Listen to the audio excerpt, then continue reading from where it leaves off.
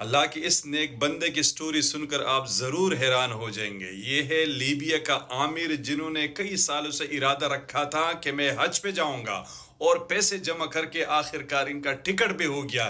لیکن آگے ہوا کیا، لازمی دیکھیے، 2 منٹ دیجیے ان کو۔ عامر جیسے ہی حج کے لیے ایئرپورٹ پہنچا تو پاسپورٹ میں مسئلے کی وجہ سے ان کو جہاز میں بٹھانے سے منع کر دیا، اور تمام مسافروں کا نام لے لے کر سیٹوں پہ بٹھا دیے گئے، اور جہاز نے حج کی طرف اڑان بھر لیے۔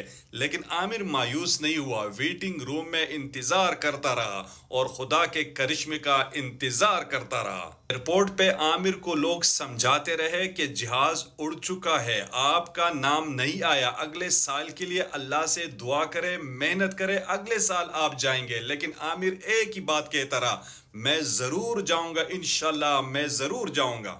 ادھر رب کو کچھ اور منظور تھا۔ جیسے ہی طیارہ ہوا میں بلند ہوا، اچانک اس میں فنی خرابی آ گئی اور کچھ ہی دیر بعد اسی ایئرپورٹ پہ لینڈ کر گیا۔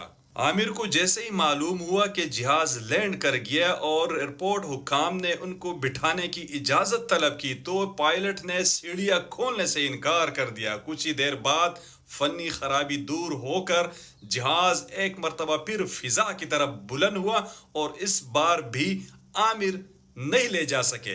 لیکن یہ مرد مومن نہ مایوس ہوا، نہ گھر واپس چلا۔ حکام نے دوبارہ ان کو سمجھانے کی کوشش کی کہ اب ساری امیدیں ختم ہو گئی، اب آپ گھر چلے جائے۔ لیکن اس بار ان کا جواب لبریز تھا۔ کہا کہ ان الطیارۃ لن تذهب بدونی وانہا ستعود، یہ جہاز میرے بغیر نہیں جائے گا، یہ پھر لوٹے گا۔ اور حیرت انگیز طور پر وہی ہوا۔ آدھا گھنٹہ جہاز اڑانے کے بعد ایک اور فنی خرابی کی وجہ سے اسے ایئرپورٹ پر دوبارہ لینڈ کر گیا، اور اس بار پائلٹ نے اسپیشل اعلان کر دیا کہ جب تک عامر سوار نہیں ہوگا میں جہاز نہیں اڑاؤں گا۔